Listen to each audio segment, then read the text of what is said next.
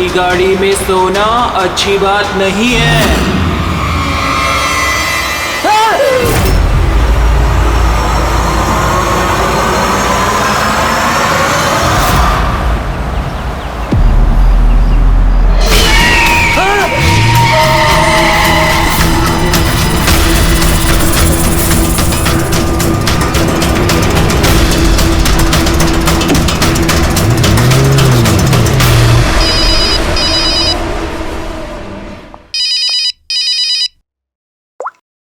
हाँ Vineet. Leela help me, Leela please help me Leela. क्या हो गया विनीत, तुम इतनी टेंशन में क्यों लग रहे हो? लीला ये लोग मुझे मार डालेंगे लीला। कौन मार डालेगा विनीत, तुम किसकी बातें कर रहे हो? लीला आई थिंक मैं लाइफ में कभी तुमसे नहीं मिल पाऊंगा लीला। विनीत बकवास बंद करो।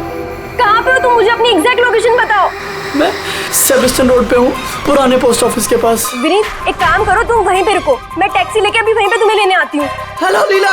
हेलो विनीत, तुम ठीक हो? फोन को भी हेलो लीला। ये फोन को भी अभी कटना था।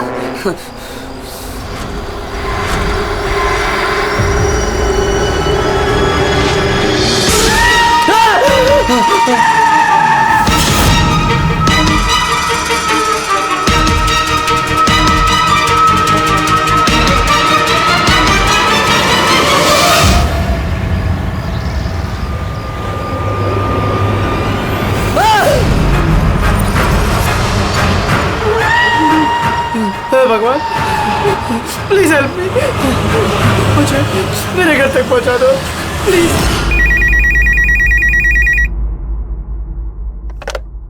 Hello CID bureau.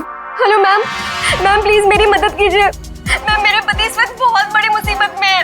क्या सर, क्या हुआ आपके पति को? मैम उनकी जान खतरे में है, कोई उन्हें मारना चाहता है। मैम प्लीज उन्हें बचा लीजिए प्लीज। क्या वो इस वक्त आपके साथ है? नहीं मैम, मैम वो इस वक्त अपनी गाड़ी में है। वो सेबेस्टियन रोड के पास जो पुराना वाला पोस्ट ऑफिस है वहाँ पे है। अच्छा सुनिए मैम, देखिए हमारे 2 ऑफिसर्स उसी एरिया में हैं। आप हमें आपकी गाड़ी का डिटेल दीजिए। वाइट बैक्स्टर है और गाड़ी का नंबर है 2536। मैम आप उन्हें बचा तो लेंगे ना? आप फिक्र मत कीजिए, आपके पति को कुछ नहीं होगा। ओके पूर्वी, अभिजीत को फोन करो, उसे गाड़ी की डिटेल्स दे दो और उससे बोलो कि अर्जेंट है।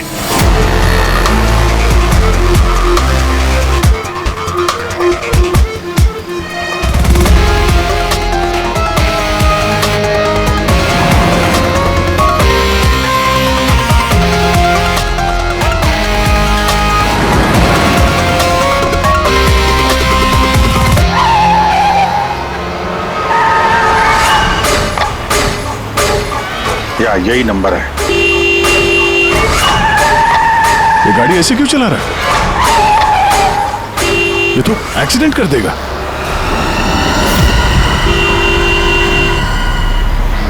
मुझे माफ कर दो, मुझे माफ कर दो, मैं मरना नहीं चाहता, मुझे माफ कर दो। किससे बातें कर रहा है? गाड़ी में तो कोई नहीं है। अरे विनीत किससे बात कर रहा है? गाड़ी में कोई नहीं है। अंधे हो तुम लोग, तुम्हें दिखाई नहीं दे रहा? इतने सारे लोग मुझे बुला रहे हैं। कर क्या रहा है ये? मुझे माफ कर दो, मैं मरना नहीं चाहता। पागल हो गया लगता है। विनीत विनीत विनीत, तुम्हारी जान को खतरा हो सकता है, रुक जाओ।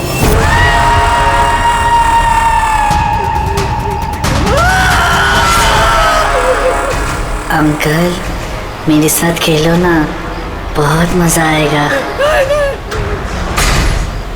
विनीत गाड़ी रोको, साइड में लगाओ।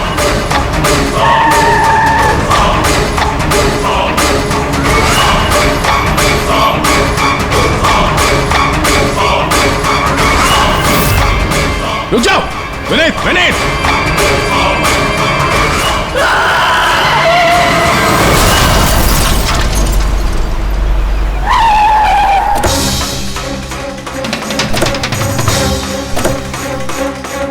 विनीत, ओह नो, ये तो मर चुका है।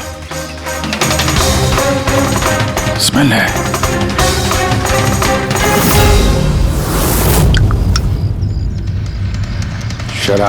शराब पी के गाड़ी चला रहा था, लेकिन ये गाड़ी में बात कैसे कर रहा था? शराब के नशे में बड़बड़ा रहा होगा। शराब पी के तो यही होता है, एक्सीडेंट। आपने तो मुझसे वादा किया था ना कि विनीत को कुछ नहीं होगा, तो मेरी हो गया। देखिए मैडम, अगर उनकी जान को किसी और से खतरा होता तो हम उन्हें जरूर बचा लेते, लेकिन वो तो खुद ही शराब पी के गाड़ी चला रहे थे। आप तो जानती हैं कितना खतरनाक है। नहीं, उनकी जान खुद उनकी वजह से नहीं गई है, बल्कि उन लोगों की वजह से गई है जो इतने दिनों से उन्हें परेशान कर रहे थे। कौन लोग? सुबह शाम सोते जागते हर वक्त वो उन्हें सताते रहते थे। वो इतना ज्यादा परेशान हो गए थे कि उन्होंने अपने बिजनेस पे भी पूरी तरह से ध्यान देना बंद कर दिया था। किन लोगों की बात कर रही हैं आप? जरा साफ साफ बताइए। मैम, विनीत की मौत हमारे सामने हुई थी और उस वक्त कार में उसके अलावा और कोई भी नहीं था, तो उसकी मौत का दोष आप किसी और को कैसे दे सकती हैं? क्योंकि उनका खून हुआ है। मर्डर है ये, मर्डर। मर्डर हुआ है? आप जानती है किसने किया ये? आत्माओं ने। भले ही आप लोगों ने वो आत्माएं नहीं देखी होंगी, लेकिन विनीत उन्हें साफ साफ देख सकते थे। सीआईडी आत्माओं को नहीं मानती। आप भी मानते सर। अगर आपने वो 2 हफ्ते पहले वाला नजारा देखा होता। लीला उठो, उठो लीला, लीला उठो। विनीत, विनीत,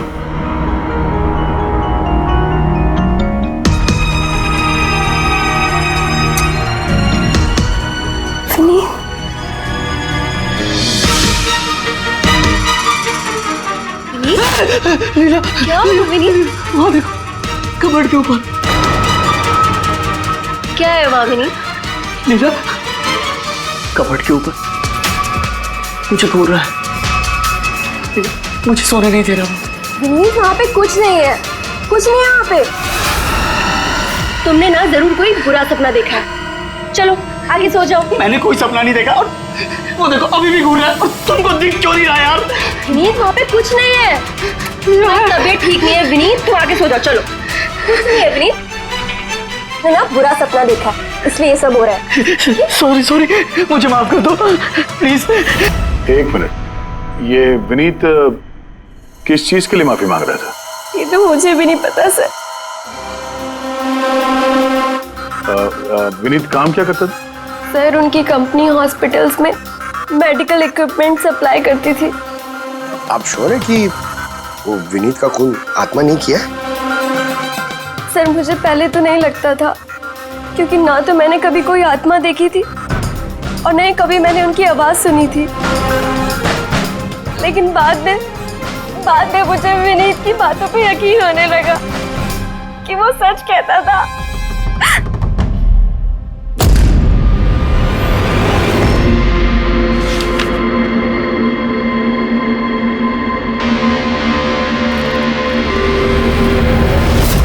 हाँ बॉस, इसकी मौत की एक ही वजह नजर आ रही है, इसके सर पर लगी हुई है चोट, जो इसे एक्सीडेंट के दौरान लगी। पक्का डॉक्टर साहब, कोई और वजह नहीं? अब विसरल सैंपल्स को चेक करना अभी बाकी है, लेकिन प्राइमा फेसी तो यही दिखता है कि मौत की वजह एक्सीडेंट है। तो बॉस, इसके खून में हमें अल्कोहल की बहुत ज्यादा मात्रा मिली, मुझे लगता है उसी की वजह से इसे हेलुसिनेशन होने लगे और इसने टक्कर मार दी। मतलब ये खून का मामला नहीं है। हम फ्यूनरल के लिए बॉडी को लौटा सकते हैं, अगर कुछ डाउट हुआ तो विसरल सैंपल से पता लग जाएगा। पता नहीं सर क्यों अभी मुझे ऐसा लग रहा है कि ये केस उतना सीधा नहीं है, क्योंकि जब हमने लीला से पूछा कि ये विनीत किससे माफी मांग रहा था तो वो बात को टाल गई। हम लोग भी फ्यूनरल में जाएं क्या? वहाँ रिलेटिव भी होंगे, फ्रेंड्स भी होंगे, बहुत सारे लोग होंगे, देखते हैं कुछ पता चलता है। जाओ, जरूर जाओ फ्यूनरल में।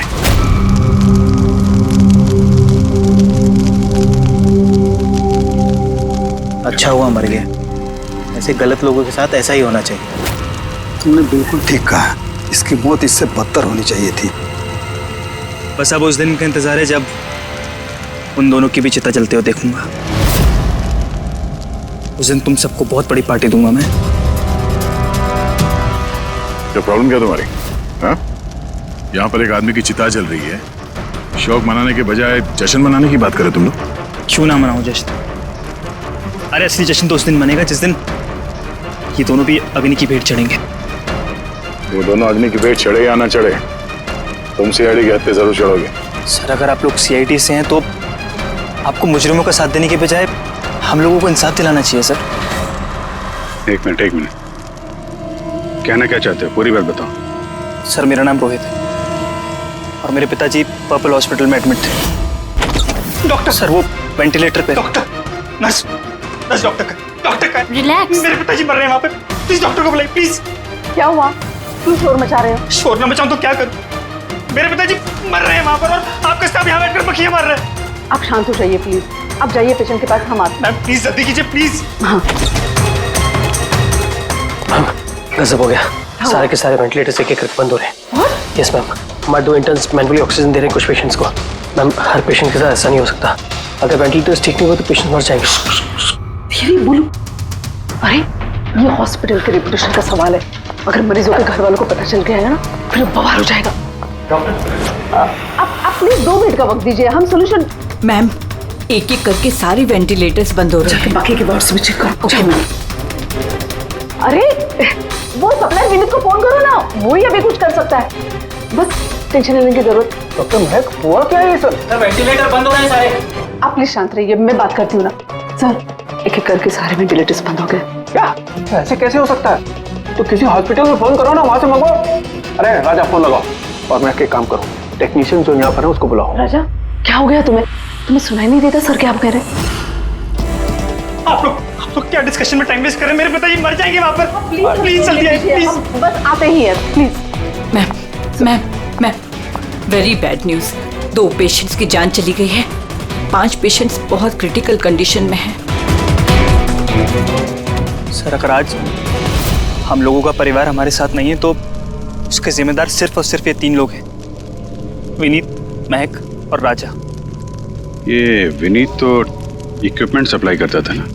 जी सर। और ये महक राजा?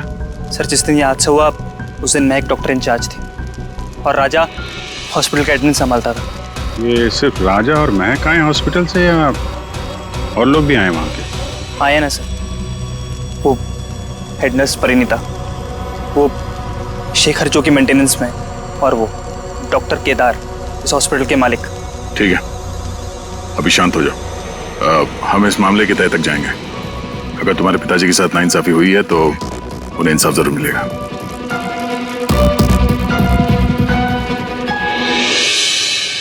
समझ में आया कि ये विनीत माफी क्यों मांग रहा था। मुझे माफ कर दो, मैं मरना नहीं चाहता, मुझे माफ कर दो।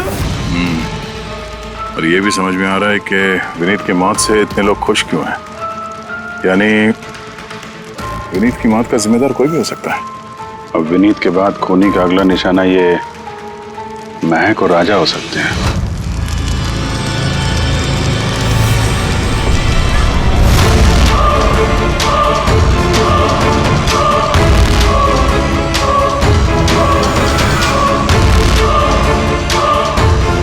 मुझे माफ कर दो। तुमने मुझे क्यों मरने दिया? मेरा पीछा मत करो।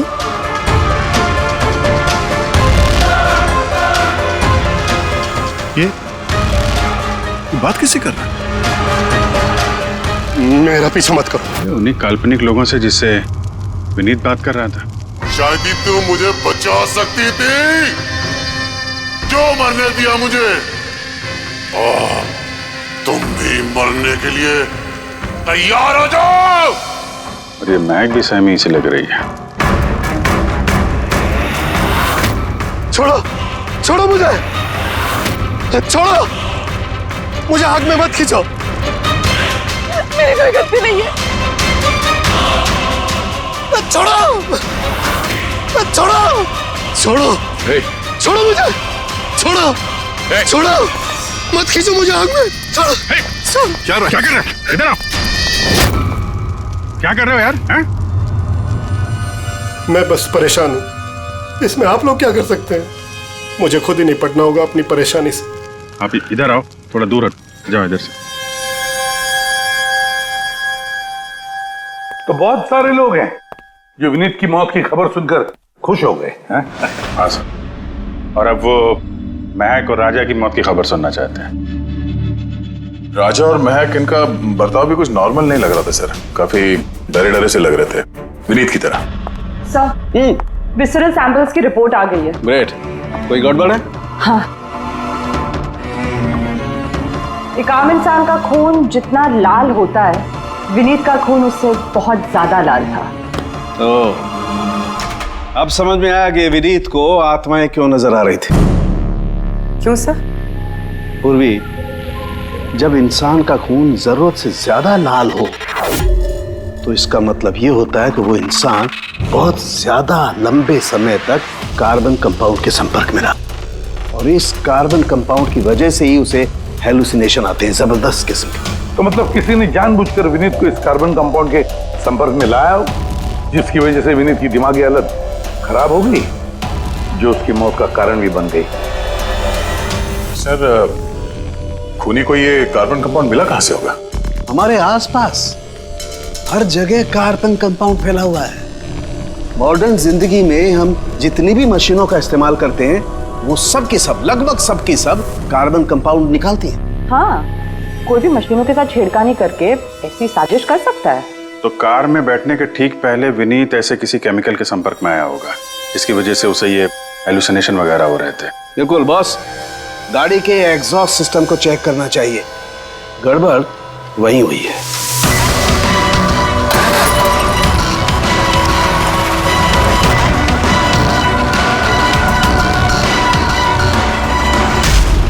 सालों के सर तो सही बोले थे सर। भाई, इसमें से तो केमिकल भर भर के आ रहा है।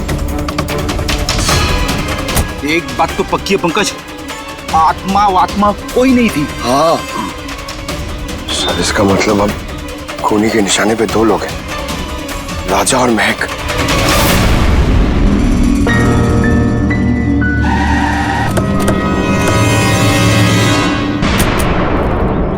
फ्यूनरल में राजा का बर्ताव ठीक नहीं था, अभी भी उसकी मानसिक स्थिति ठीक नहीं है। अरे सर, दरवाजा तो खुला है।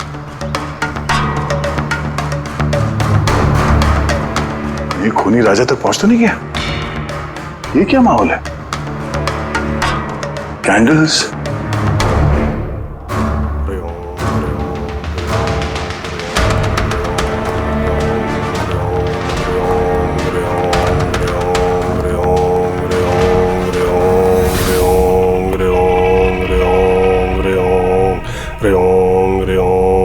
राजा,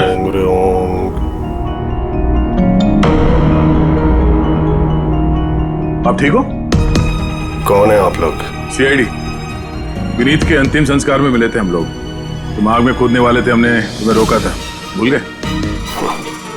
अब आप लोगों को मुझे रोकने या बचाने की जरूरत नहीं पड़ेगी। जब तक विनीत का खूनी पकड़ा नहीं जाता, तुम्हारी जान को भी खतरा है। अच्छा, सच सच बताना, उन 12 मरीजों की मौत क्या तुम्हारी लापरवाही की वजह से गई थी? खबरदार जो मुझ पर ऐसा गंदा और झूठा इल्जाम लगाया था। मैं निर्दोष हूं और कोई नहीं मरा मेरी वजह से। शांत शांत। राजा बड़ी मुश्किल से शांत हुआ है, इसे गुस्सा मत दिलाइए। आपकी तारीफ? श्लोक नाम है मेरा। मैं राजा की इस बुरे वक्त से बाहर निकलने में मदद कर रहा हूं। ओह, तो आप साइकियाट्रिस्ट हैं? साइकियाट्रिस्ट नहीं, साइकिक, मीडियम। इस दुनिया और दूसरी दुनिया के बीच एक पुल समझ लो। दूसरी दुनिया? दूसरी कौन सी दुनिया? वही आत्माओं वाली दुनिया। वैसे हम भी एक पुल है, मुजरिमों की दुनिया से लेके जेल के अंदर सलाखों के पीछे तक पहुंचाने का पुल। पर सर, आप मुझे सलाखों के पीछे क्यों डालना चाह रहे हैं? मैं तो राजा की आत्माओं से बचाने में मदद कर रहा हूं। राजा को आत्माओं से नहीं, केमिकल पॉइजनिंग से बचाने की जरूरत है। और बंद करो अपना ये ढोंग, समझे? सर, वो कहां इशारा कर रहे? उस बूढ़े आदमी की तरफ जो एसी के पास खड़ा हुआ है। किसकी बात कर रहे हैं? मुझे तो कोई भी नहीं दिख रहा। मुझे भी नहीं दिख रहा है। मानो या ना मानो, इस कमरे के अंदर कोई शक्तिशाली आत्मा है जो राजा को नुकसान पहुंचाना चाहती है। अभी पता चल जाएगा।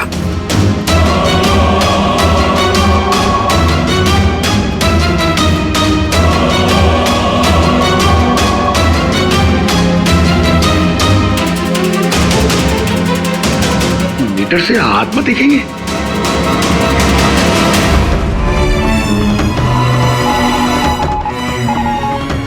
देखा, वो आत्मा एसी के पास ही है। मेरी ईएमएफ मशीन झूठ नहीं बोल सकती।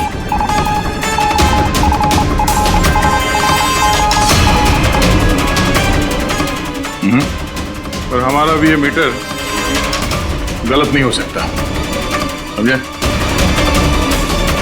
रेडी? लगता है राजा को कार्बन कंपाउंड का असर उसकी गाड़ी से ही हुआ है। एक काम करो, ये मीटर ले जाओ, उसकी कार चेक करो। रेडी? पंकज, बताओ महक, विनीत के फ्यूनरल पे क्या देखा तुम? मैंने किसी को नहीं देखा, कुछ भी नहीं देखा। झूठ मत बोलो। अगर कुछ नहीं देखा तो वहां से डर के भागे क्यों? मैं झूठ नहीं बोल रही हूँ, मैंने सच में किसी को नहीं देखा। अच्छा, अस्पताल में जो 12 मौतें हुई थी, क्या वो तुम्हारी लापरवाही की वजह से हुई थी? मेरी लापरवाही की वजह से? देखिए, मुझसे जो कुछ बन पड़ता है मैंने सब कुछ किया।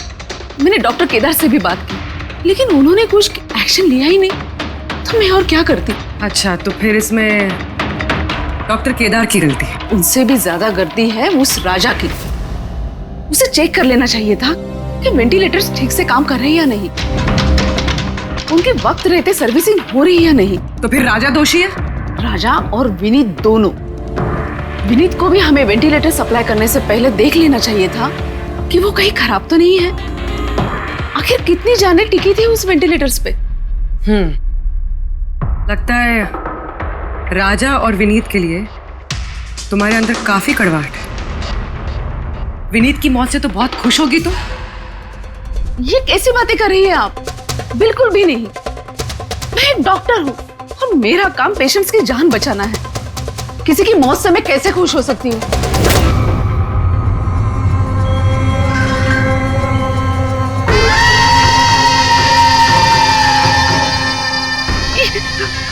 वो आ गया, वो आ गया,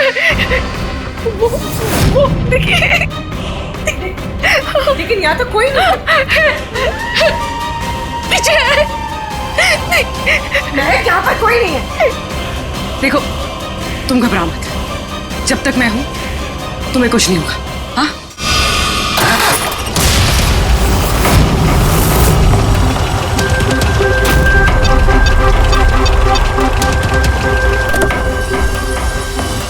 कार के एसी में तो कार्बन कंपाउंड नहीं है। घर के अंदर देखते, चलो।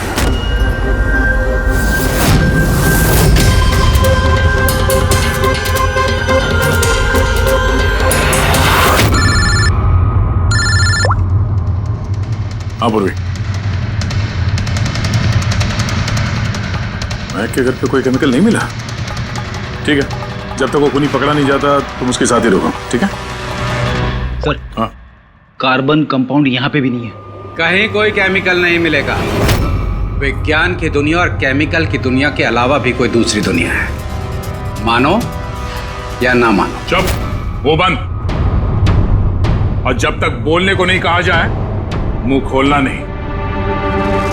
राजा जी, आपको डरने की कोई जरूरत नहीं है। हम लोग हैं यहाँ पर, जब तक वो खूनी पकड़ा नहीं जाता सीआईडी आपके साथ ही रहेगी। मुझे सीआईडी की जरूरत नहीं है, ये है ना मेरी सुरक्षा करने के लिए। यार ये कैसे हो सकता है? ना राजा के घर में केमिकल मिला, ना महक के घर में केमिकल मिला, कैसे हो सकता है? सर, हमने राजा के घर को अच्छी तरह से चेक किया, एक एक कोना देखा, गाड़ी भी चेक की, कहीं कुछ नहीं मिला। हाँ मगर दया, अगर कोई केमिकल का इस्तेमाल ही नहीं हुआ है तो फिर राजा और महक को हेलुसिनेशन हुए कैसे? कोई तो वजह होनी चाहिए। और सर, जिस तरीके से विनीत के कार के एसी में केमिकल का इस्तेमाल किया गया है, ये किसी नौसिखिया का काम नहीं लगता है, तो कोई एक्सपर्ट। एक काम करते हैं, मरने वालों के घरों में देखो, शायद कोई ऐसा आदमी हो जो केमिकल्स के बारे में अच्छी जानकारी रखता हो, कोई केमिकल्स में एक्सपर्ट। और हाँ, हॉस्पिटल के उस स्टाफ को बुलाओ। चीफ नर्स जो है ना, हेड नर्स परिणीता, फिर हेड टेक्नीशियन शेखर और मालिक केदार, तीनों को बुलाओ। सर देखते हैं।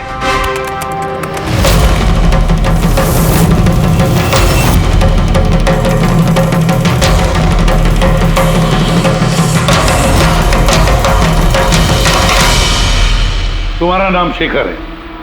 Yes sir. हॉस्पिटल के हेड मैकेनिक,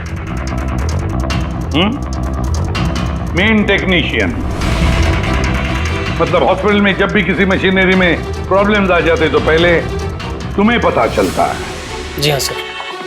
तो हॉस्पिटल के वेंटिलेटर्स खराब हो गए थे, ये तुम्हें पता नहीं था? सर पहले से पता था। तो फिर किया कुछ नहीं क्यों? बताया क्यों नहीं किसे? हाँ सर इसमें मेरी कोई गलती नहीं है। तो फिर किसकी गलती? सर मैंने महक को पहले से ही बता दिया था वेंटिलेटर्स के बारे में कि वेंटिलेटर्स में प्रॉब्लम हो रही है और वो कभी भी खराब हो सकते हैं। और ये वेंटिलेटर्स बंद होने से पहले तुमने बताया था? यस सर, 1 वीक पहले। मैम मैंने आपको एक नोटिस भेजा था, वार्ड टीम के वेंटिलेटर्स ठीक तरह से काम नहीं कर रहे हैं। ओह, मैंने वो तुम्हारा लेटर पढ़ लिया था शेखर, तुम टेंशन मत लेना, मैं कुछ करती हूँ। बट मैम मामला थोड़ा अर्जेंट है। हाँ हाँ मुझे पता है। डॉक्टर महक। यस मैम, आपको अकाउंट्स डिपार्टमेंट में इमीडिएटली बुलाया है। हाँ ओके चलो। Okay ma'am. Don't worry Shekhar, मैं कुछ ना कुछ करूँगी पक्का। बट सर उन्होंने मेरी बात को सीरियसली लिया ही नहीं। हाँ, महक ने वेंटिलेटर्स खराब होने पर पेशेंट्स को बहुत बचाने की कोशिश की, मगर राजा सर इतने घबरा गए कि कुछ कर ही नहीं पाए।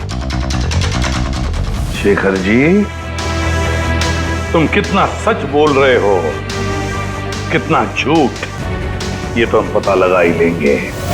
सर महक की कोई गलती नहीं है, उसने मुझे वेंटिलेटर्स खराब होने के बारे में पहले ही बता दिया था। लेकिन आपने क्या किया? सर मैंने हॉस्पिटल के एडमिन हेड को बता दिया था, राजा को, क्योंकि हॉस्पिटल के जितने भी ये मशीनरी है उनकी देखरेख की जिम्मेदारी एडमिन हेड की होती है सर। तो आपने एडमिनिस्ट्रेटिव हेड राजा को बता दिया और आपकी जिम्मेदारी खत्म हो गई। आप मालिक है ना इस हॉस्पिटल के, तो जिम्मेदारी खत्म कैसे होती है आपकी? सर मैंने अपनी जिम्मेदारी निभाई, तभी तो मैं खुद गया राजा के केबिन में। राजा। जी सर। ये सब क्या कर रहे हो? अरे ये सब जरूरी नहीं है, इतने सारे मरीजों की सांसें वेंटिलेटर के भरोसे चल रही हैं, तुम यहाँ बैठे हो, अरे कुछ करो ना।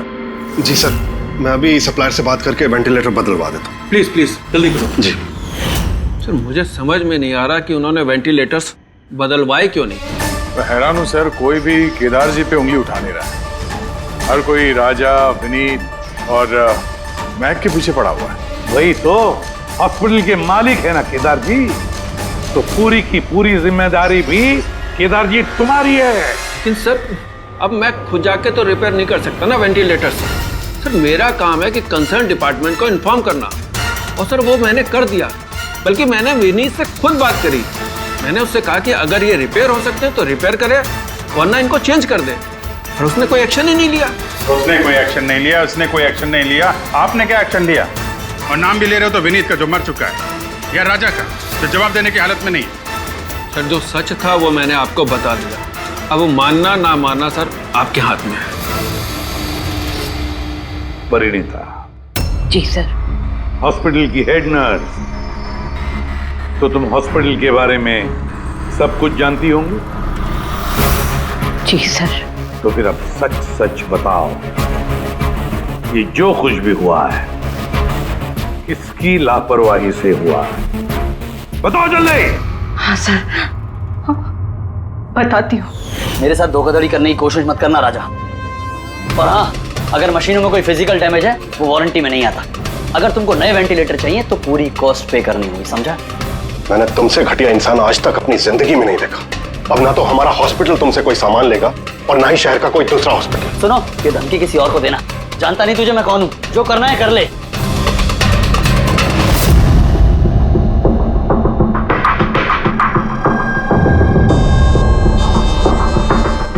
ये जो कुछ भी हुआ है इस राजा और विनीत के झगड़े की वजह से हुआ है। दोनों की झगड़े की वजह से सर इतने लोगों की जान चली गई। राजा को नए वेंटिलेटर का इंतजाम तुरंत करना चाहिए था। सर इन मरीजों के परिवार वालों में से 3 लोग ऐसे हैं जिन्होंने केमिकल इंजीनियरिंग की है। अच्छा, 3 लोग? तो फिर उनकी कुंडली निकालो, देखते हैं।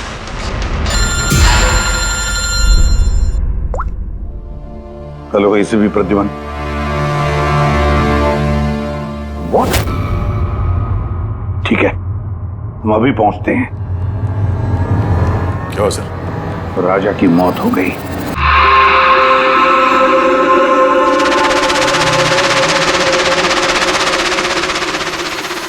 दया, मौत तो इसकी सर पे चोट लगने की वजह से हुई।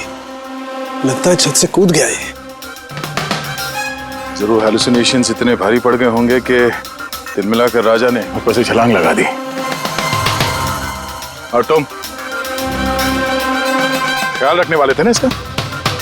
ये ख्याल रखा तुमने? हाँ? सर राजा तो एकदम शांत तरीके से सो गया था। मुझे क्या पता था कि अचानक उठ जाएगा और खुदकुशी कर लेगा। जिस वक्त ये सब हुआ तुम कहाँ थे? सर मैं दूसरे कमरे में सो रहा था, तभी मुझे राजा के जोर जोर से चीखने की आवाज सुनाई दी। मुझे इन आत्माओं को नहीं झेलना, मुझे इसे निजात चाहिए, आजादी चाहिए।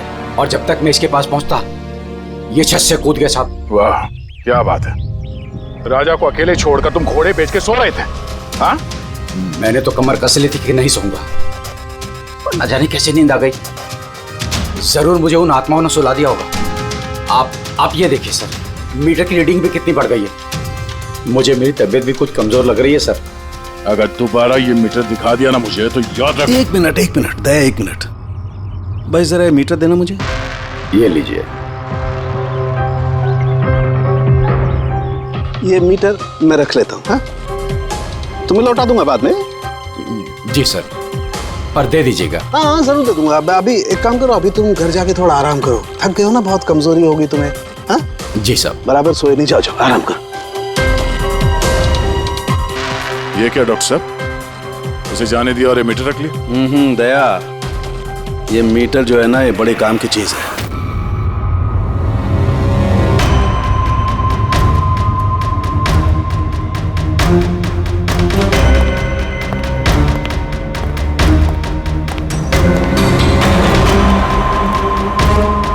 इस रूम में चेक करता हूं। हाँ सर। नहीं, ऊपर चलते हैं।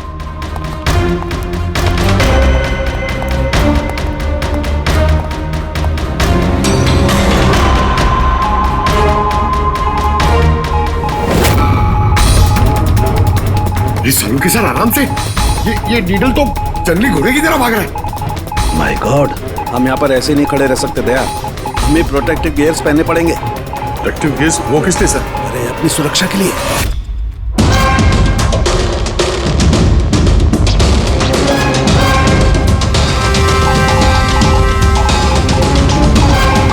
ये देखो, सबसे ज्यादा मीटर रीडिंग यहीं पर है, इस एसी के नीचे। मतलब सर वो पंकज, खबरदार खबरदार, जो आत्मा का नाम भी लिया तो। सर ये मीटर किस तरह इशारा कर रहा है? बताता हूँ बाहर चलो।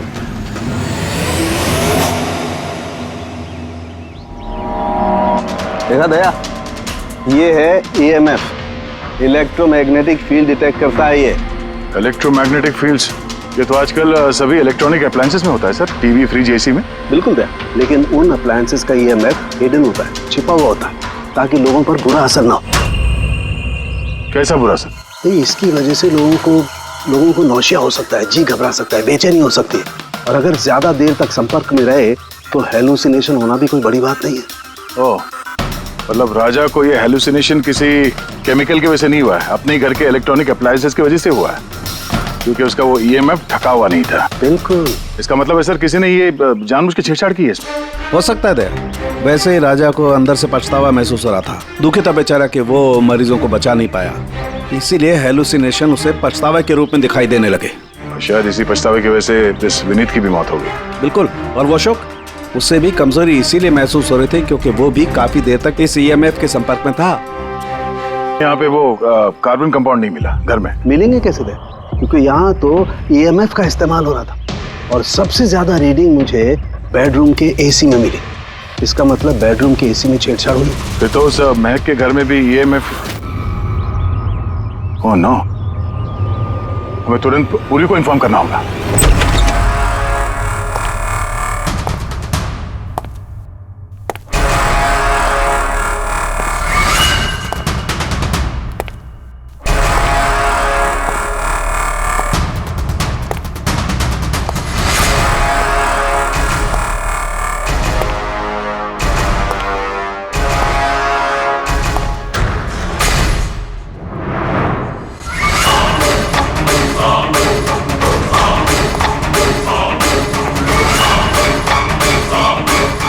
जान लेकर चैन नहीं पड़ा तुम्हें,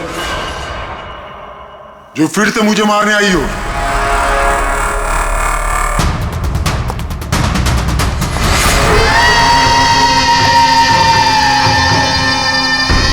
तुम? मैंने तुम्हें सेल्फ डिफेंस में मारा था, और वैसे भी तुम एक मुजरिम हो। क्या मुजरिम के घर परिवार नहीं होते? तुम्हारी वजह से मेरी बेटी अनाथ हो गई, और ये खून देख रही हो, सब तुम्हारी वजह से। आज मैं तुम्हें नहीं छोड़ूंगा। देखो मेरे पास मत आना, मैं मार दूंगा। आज मैं तुम्हें नहीं छोड़ूंगा। मेरे पास मत आना, मैं कहती हूँ मार दूंगी। मैं कहती हूँ मेरे पास मत आना, मार दूंगी। क्या कर रही हो तुम? छोड़ो से। सब वो आदमी क्या? सर यहाँ पे। सर रोकिए इसे, ये मुझे मारना चाहती है। पहले यहाँ से बाहर निकली, जल्दी आउट ऑफ हियर प्लीज, जल्दी फास्ट। ये हैं वो 3 लोग जिनका संबंध केमिकल इंजीनियरिंग से है। सुहास, दीपक और किशोर। खूनी इनमें से कोई भी हो सकता है। नहीं अभिजीत, कार के एसी में केमिकल फिक्स करना अलग बात है, और इलेक्ट्रोमैग्नेटिक फील्ड को इतनी होशियारी के साथ इस्तेमाल करना अलग बात है। मुझे लगता है ये कोई ऐसा आदमी है जिसे साइंस की, मेडिकल साइंस की बहुत अच्छी जानकारी है, या तो कोई डॉक्टर या कोई साइंटिस्ट। जिसने भी किया उसने पूरा बंदोबस्त किया था इस इलेक्ट्रोमैग्नेटिक फील्ड का, कि ये महक और राजा दोनों कायम के लिए उस ईएमएफ के असर में रहे हैं। हो सकता है जब ये दोनों हॉस्पिटल में अपना काम कर रहे थे तब भी ये ईएमएफ वहां पर प्रेजेंट था। तो फिर सर शायद हॉस्पिटल के किसी मशीन के साथ भी छेड़छाड़ की गई होगी। बिल्कुल दया, बिल्कुल। और ये करने वाला वही है, हॉस्पिटल का अंदर वाला। तो ये वो जगह है जहाँ पे महक और राजा बैठा करते थे। जी हाँ। और कौन कौन आ जा सकता था इस कमरे में? सर सिर्फ स्टाफ वालों को अंदर जाने की परमिशन थी, वो भी अगर कोई काम हो तो। मतलब बाहर का कोई आदमी यहाँ नहीं आ सकता? नहीं सर, यहाँ तक कि मरीजों को भी अंदर जाने की इजाजत नहीं थी। इसका मतलब तो ये हुआ कि स्टाफ का ही कोई है, मतलब आप में से कोई एक खूनी है। ये आप कैसे कह सकते हैं? ये हम नहीं कह रहे हैं, ये ईएमएफ मशीन कह रही है जिसने हमें सब कुछ बता दिया है। और इस ईएमएफ मशीन के हिसाब से इस एसी के साथ छेड़छाड़ की गई थी। इसका मतलब है राजा और महक को मारने की कोशिश की गई थी, मगर बेचारा राजा मारा गया। एसी के साथ छेड़छाड़? क्या कह रहे हैं आप लोग? हमें तो कुछ समझ में नहीं आ रहा। ये बात इस कमरे में मौजूद वही इंसान समझ सकता है जो खुद खूनी है। और वो आज यहाँ एक प्रोटेक्टिव गियर पहन के आया है ताकि इलेक्ट्रोमैग्नेटिक फ्रीक्वेंसी से उसे कोई नुकसान ना हो। क्यों? कौन है वो?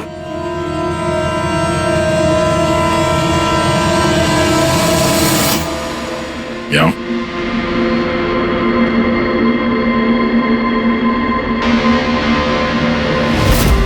फैशन सेंस तो बहुत अच्छा है तुम्हारा शेखर। कपड़े के अंदर ये सुरक्षा कवच। तुम्हारे सारे पत्ते खुल चुके हैं शेखर। हमने तुम्हारे बारे में सब कुछ पता लगा लिया है। तुम ही यहाँ पे सिर्फ ऐसे टेक्नीशियन हो जो एसी के साथ छेड़छाड़ कर सकते हैं। अब जल्दी बताओ, क्यों किया तुमने ऐसा? हाँ, मैंने किया ये सब।